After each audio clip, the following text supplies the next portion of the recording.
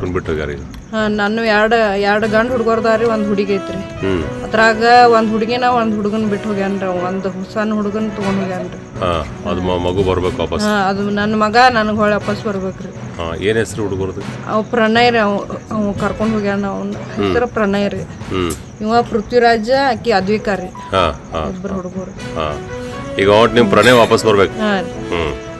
ಯಾವಾಗ ಹೋಗ್ಯಾರ ಇವರು? ಹೆಂಗೆ ಹೋಗ್ಯಾರ? ಏನು ಒಂದು ವಾರ ಆತ್ರಿ ಸರ್ ಹೋಗಿ. ನಾ ಅವತ್ತು ದವಾಖಾನಿಗೆ ಹೋಗಿನ್ರಿ.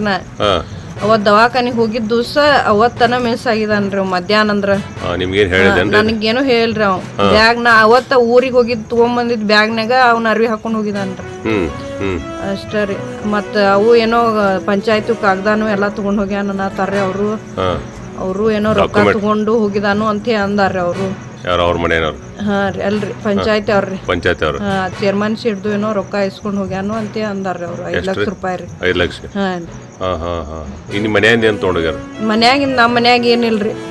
ನಮ್ಮ ಮನ್ಯಾಗ ಏನು ಬಂಗಾರ ಅಂತೂ ಏನೂ ಇಲ್ರಿ ನಮ್ಮ ಮನ್ಯಾಗ. ಮತ್ತು ರೊಕ್ಕ ಅವ್ನ ಹಂತೆಕನ ಇದ್ದು ಅವ್ನ ಹಂತೆಕ್ ಇದ್ದಿಂದು ಅಷ್ಟೇ ನೋಡ್ರಿ. ನಮ್ಮ ಮನ್ಯಾಗ ಏನು ಬಂಗಾರ ಇಲ್ರಿ, ಏನೂ ಇಲ್ಲ. ಹಿಂಗಾತ.